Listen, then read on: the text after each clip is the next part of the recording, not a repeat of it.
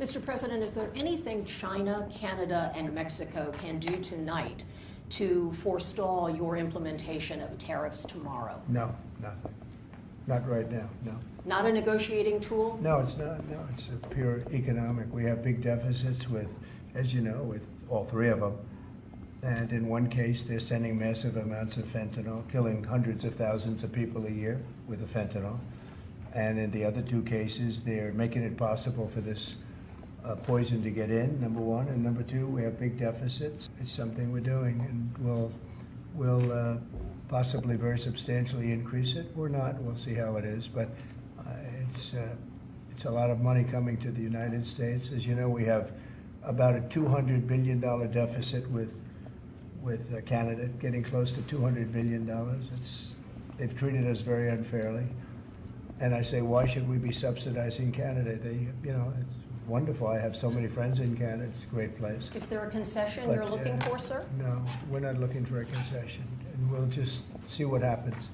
We'll see what happens. And with Mexico, it's the same thing. We have a $250 billion deficit, and we have a lot of people coming into the border, and now we've largely stopped that, but we've stopped that ourselves. I think they've done a fantastic job. You've seen the numbers, they've dropped to almost zero. But we've suffered under the past administration for years and years. We've suffered with millions of criminals coming into our country. Criminals, people from jails from all over the world. They come through Mexico, and they come through Canada too. A lot of them come through Canada, and a lot of fentanyl comes through Canada, and China makes the fentanyl. China makes the fentanyl, gives it to Mexico, puts it through Canada, puts it through different places, mostly Mexico, but also a lot through Canada.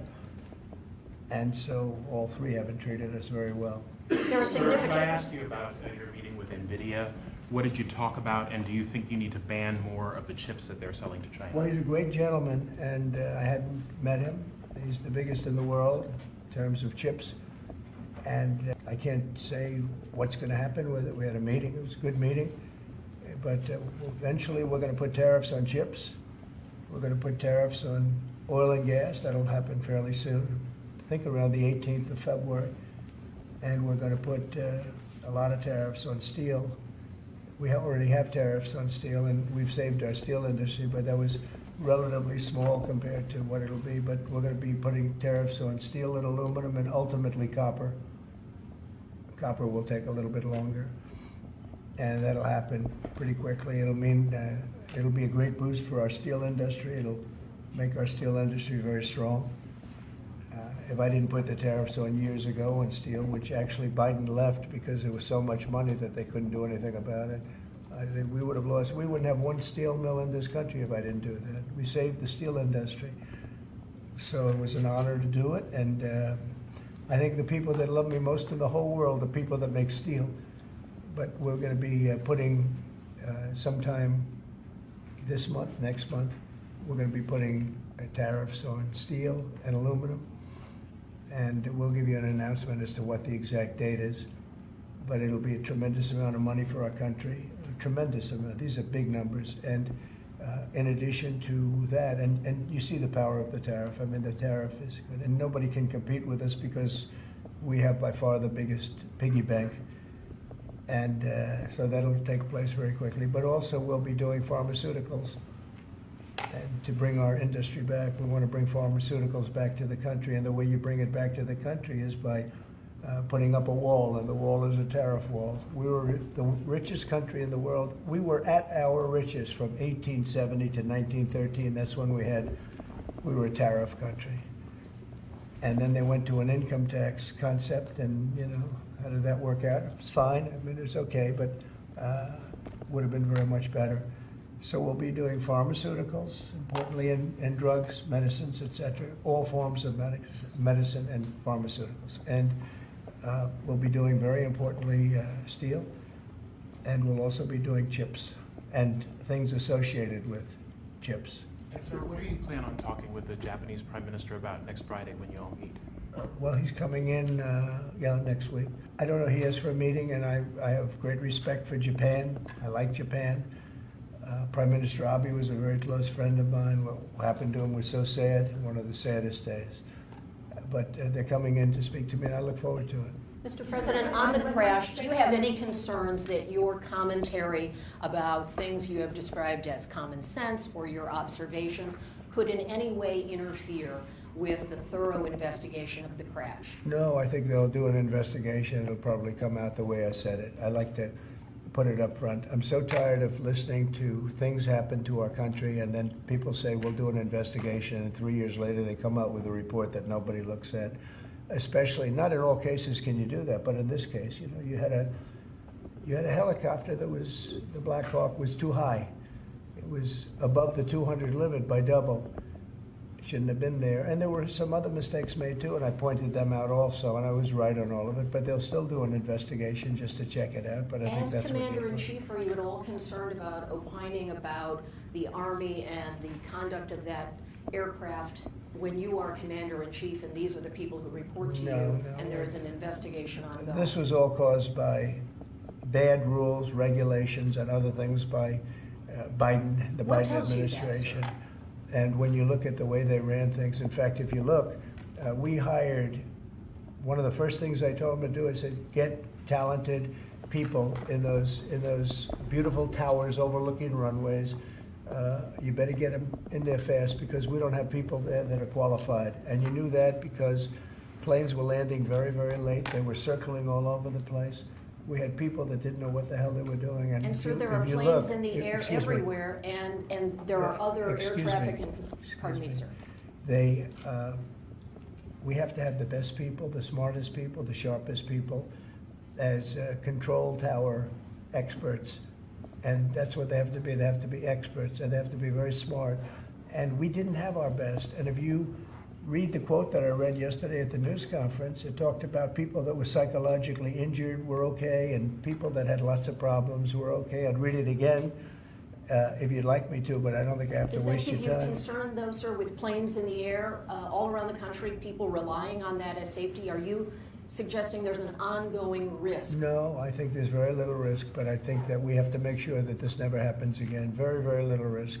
And we're taking actions that this can't happen again. The helicopter, as you know, was out of its zone. It shouldn't have been out of its zone. It was at the same height as the airplane. Now, the airplane was coming down on its track. It was perfect. It was in perfect shape coming down, and something was in its way. You can't let that happen. And it won't be happening again. And this was all because of weak rules in the Biden administration. And we're just not going to let that kind of thing happen again. And again, I could wait and I could, give a report in 2 years like they always do. And sometimes it's obvious. In this case, to me, it was very obvious. And I think I've been proven to be very correct. Yeah. Mr. President, what do you expect from your meeting with Prime Minister Netanyahu next week? I expect a lot of good things. From all meetings, I expect good things. Marco Rubio, as you know, is going to make a tour of various countries in South America. He's going to be meeting in Panama, where Panama's treated us very badly. They gave him, rather foolishly, a thing called the Panama Canal, the most expensive project we ever built, if you look at today's numbers. Ever built. We lost 38,000 men. In that case, all men, just about all men. 38,000 to the mosquito, to malaria and various other problems that you get from jungles. It was a tremendously costly event. We built the Panama Canal 110 years ago. Think of it, the most expensive development we ever did. And really one of the wonders of the world, one of the great wonders of the world. And we didn't give it to China, we gave it to Panama. And Panama's been ripping down all the China language signs. They've been working like mad to try, but about 70% of the signs were up and they were written in Chinese, and that's not the deal. So we're going to take it back. They've already offered to do many things, but we think it's appropriate that we take it back. They've totally violated the agreement. We have an agreement. They violated the agreement, and Marco Rubio's going over there to talk to the gentleman that's in charge. I still think it's a good idea for Jordan and Egypt to be taking in Palestinians when they reject the idea and the Palestinians who are living now in Egypt. Well, I think Jordan will take people from Gaza. And I think Egypt will take them also. I mean, I heard somebody said they're not going to, but I think they will. I feel confident they will. Mr. President, will tomorrow's tariffs include oil? Will tomorrow's tariffs be inclusive of Canadian crude? I'm probably going to reduce the tariff a little bit on that. We think we're going to bring it down to 10% on the oil. So it's 25% on the Canada side. Mr. President, are these tariffs stacking on top of already existing tariffs, or Yes, this will be the total? on top of whatever may be existing. Mr. President, ask you a question about Venezuela. Rick Cornell was seen on state TV shaking hands with President Maduro. Is there any concern that that might lend legitimacy to the Maduro administration? No, we want to do something with Venezuela. I've been a very big opponent of Venezuela and Maduro. They've treated us not so good, but they've treated, more importantly, the Venezuelan people very badly. We have a tremendous Venezuelan population. I got 92% of the vote, the Venezuelan vote. Now we want to see what we can do to get people back in their homeland safe and free and all. He's meeting with a lot of different people, but we are for the people of Venezuela. We're for the Venezuelan Americans. If you look at it, we have them all in Florida, right around the Doral area. That's really, they call it Little Venezuela, right? And they voted for me close to 100%. So we'll see what we can do to straighten out the situation in Venezuela. Venezuela has been very unfortunate. I was very surprised when I saw that Biden agreed to buy a lot of oil from Venezuela, because Venezuela was just about finished, the dictator. And when that happened, it brought him back to life. You know, Biden went out and they buy millions of barrels of oil. I say, what's that all about? So we're not going to let that stupid stuff happen. So we'll see what happens. We're not happy with Venezuela. We don't like the way they've treated the Venezuelans at all.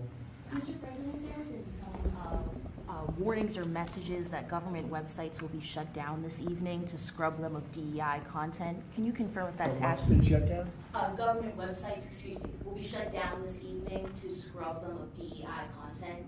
Can you confirm whether that's accurate and if there are any concerns? I don't know. about It doesn't sound like a bad idea to me. DEI would have ruined our country, and now it's dead. I think DEI is dead, so if they want to scrub the websites, that's okay with me. I can't tell you. I guess probably certain people handle it certain ways, but I'll tell you who's very happy about it: the military. The real leaders, the real generals in the military, they're very happy about it. Doug is very happy about it. He's got a big group of people that are going to be working for him, really starting right now. He just got signed up, and they're very happy about it. He had a lot of DEI, everybody did, but he has not been a fan. It was really hurting our country badly. It's costing a lot of money too. You see the kind of money we're talking about? Hundreds of millions of dollars for nonsense. Now we have our country back now. Our country is back, and it's a nice thing to say. I've never seen such love. I've never had anything like it. I've never seen anything like it. People are coming up, sir, thank you for bringing our country back. We were losing our country, and I think we're stronger now than we've been in many, many decades. At the Any Department update on your call with? Well, we'll be speaking. We'll be speaking, and I think we'll perhaps do something that'll be significant. We want to end that war. That war would have never started if I was president, and we want to end that war. That war is a horrible war. Millions of young people are being killed, mostly on the lines now, mostly soldiers. But the cities have been largely destroyed, many of them. They're like demolition sites. But the soldiers are just shooting at each other. You know, it's a very flat land. I said this the last time, very, very flat land. The only place that a bullet stops is when it hits a person. And they're hitting a lot of people. They're hitting a lot of soldiers, but on both sides. You know, I think Russia would probably say close to 800,000, and Ukraine 600,000 or 700,000. And it's just a senseless situation, and it's got to stop. So whatever I can do to stop it, and we are having discussions, yes. ongoing, already scheduled and ongoing? Have you- Already talking, yes. So you've already spoken to Vladimir Putin? I don't want to say that, but we are having very serious Is discussions there a reason you don't want to? Well, I just don't want to say that. We're having very serious discussions about that war, trying to get it ended. With Russia? With Russia, yeah. At the Department of Justice and the FBI, there are a number of high-level people who are being asked to resign or are being told they are going to be fired. Did you specifically request any actions at the Bureau or DOJ with respect to those employees? No, but we have some very bad people over there. It was weaponized at a level that nobody's ever seen before. They came after a lot of people, like me, but they came after a lot of people. No, I wasn't involved in it. I'll have to see what is exactly going on after this is finished. But if they fired some people over there, that's a good thing, because they were very bad. They were very corrupt people, very corrupt, and they hurt our country very badly with the weaponization. They used the Justice Department to go after their political opponent, which in itself is illegal. And obviously it didn't work. Are you going to impose tariff on the European Union? What does that mean? Are you going to impose tariff too on the European Union? Well, you're asking me a question, because I'm sure you didn't hear, am I going to impose tariffs on the European Union? Do you want the truthful answer, or should I give you a political answer? Absolutely. The European Union has treated us so terribly. You promised Americans to try to reduce costs, and so many of the products that would be tariffed, when they come into the country, the outgoing country is not paying the tariff. The buyers in the United States pay that, and then that's passed on to consumers in most instances. Sometimes. How would you expect to have prices come down if you have such a broad plan for tariffs? And what do you say to the voters who want to see you reduce everyday costs? Well, let me just tell you that I got elected for a lot of reasons. Number one was the border. Number two was inflation, because I had almost no inflation. And yet I charged hundreds of billions of dollars of tariffs to countries. And think of it, I had almost no inflation and took in $600 billion of money from other countries. And tariffs don't cause inflation, they cause success. They cause big success. So we're going to have great success. There could be some temporary short-term disruption, and people will understand that. I had that when I negotiated some of the good deals for the farmers. And unfortunately, those deals have been led astray by Biden and his people because they didn't enforce the deals. We have a deal with China, which is phenomenal for the farmers, but there was nobody to enforce it in the Biden administration. They let them get away with murder. So that's another thing we're going to be bringing. Do you accept the principle of costs being passed committed to on? buying $50 billion worth of farm product, and they did it when I was president. And as soon as I left, they stopped doing it because there was nobody in Biden to enforce it. But the tariffs are going to make us very rich and very strong, and we're going to treat other countries very fairly. But if you think about it, other countries charge us tariffs. We don't charge them tariffs. And it's about time that that changes. Sir, are you concerned about the market reaction around tariffs? No, no. Tariffs, the word tariff is a very misunderstood word. You've heard me say, I say it kiddingly, but it's one of the most beautiful words in the dictionary. It really is. And we've been taken advantage of because others have charged us VATs. As an example, the European Union charges us 20% plus a VAT tax, called a VAT tax, very similar. And it costs us an absolute fortune. We are treated so badly. They don't take our cars. They don't take our farm products, essentially. They don't take almost anything. And we have a tremendous deficit with the European Union. So we'll be doing something very substantial with the European Union. We're going to bring the level up to where it should be. And if you think of the European Union, then you go to NATO, it's largely the same group of countries. Until I came along, I mean, we were paying almost 100% of NATO only to get bad trade deals. And now it's been evened out, but very unfair having to do, it was evened out pretty good. Actually, I did a good job. They paid $440 billion if you look at the Secretary General's report, and he was here recently and he said that. He said one of the most amazing things I've ever seen is what President Trump was able to do with these countries of Europe, of which he was in charge of them, but he couldn't get them to pay. I went over, I said, you got to pay, and if you don't pay, we're not going to protect you. It's very simple.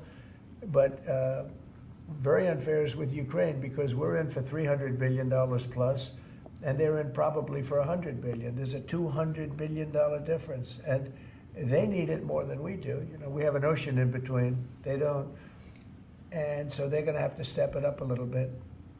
With efforts to reduce the federal workforce, whether it's offering what we've called the buyout package or other efforts. Do you have any concerns that there will be employees broadly across the federal government who might take that up? And they're a part of the many different ways that agencies protect the public, from food inspections to water safety to I the know, air but traffic everybody's controllers. replaceable, and we'll get very good people to replace them if it turns out to be more than we thought. It could be a lot, it could be a little, we don't know, but we'd love to have them leave. We're trying to remember this. We want them to go into the private sector. It's our dream to have everybody almost working in the private sector, not in the public sector. We have many people, very few people came to work. They were, it started more or less with COVID, but actually even before COVID. But it started with the COVID, they didn't come back. And then Biden let them get away with murder, and we had federal workforce, like 4% coming into the office. And that just doesn't work. People can say it does, but it doesn't work. You have to be unified in a group in the office. It's just, it was crazy. You don't know what they're doing.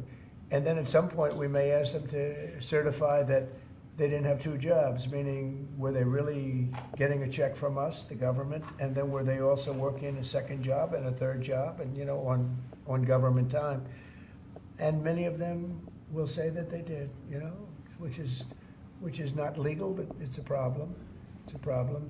No, we want to get that out. We want to clean it out. People have been trying to reduce federal government now for 40 years, 45 years, and they haven't been able to do it. And this is a way of doing it, I think, very nicely. It's sort of a buyout, too.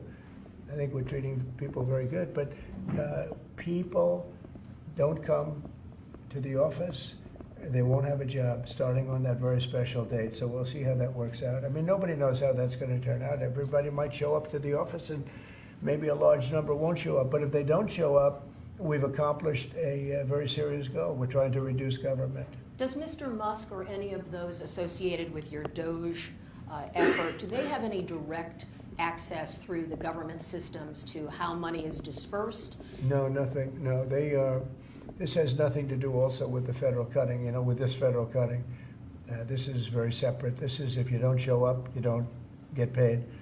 But DOGE, I think great progress has been made. We're talking about cutting over $1 trillion of waste.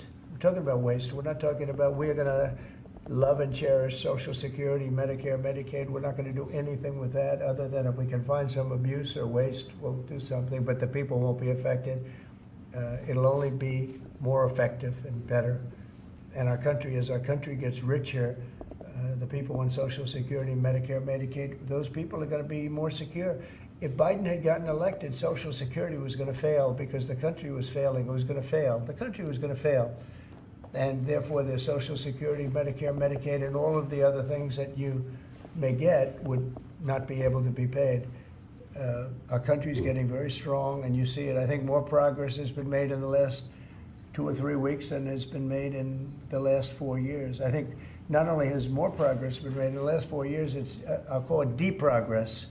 We went way backward as a country in so many different ways, from woke to all of the other things that took place that were so bad. You look at Afghanistan, how embarrassing that was. I think Afghanistan really started the problem with Russia and Ukraine. When Putin looked over and he saw how incompetently that was handled, I was getting out, but I was going to keep Bagram. Right now, China has Bagram. I was going to keep one of the biggest air bases in the world. They left it. But other than Bagram, I was going to get out. And I wasn't keeping Bagram for Afghanistan. I was keeping it for China because it's 1 hour away from where China makes its nuclear weapons.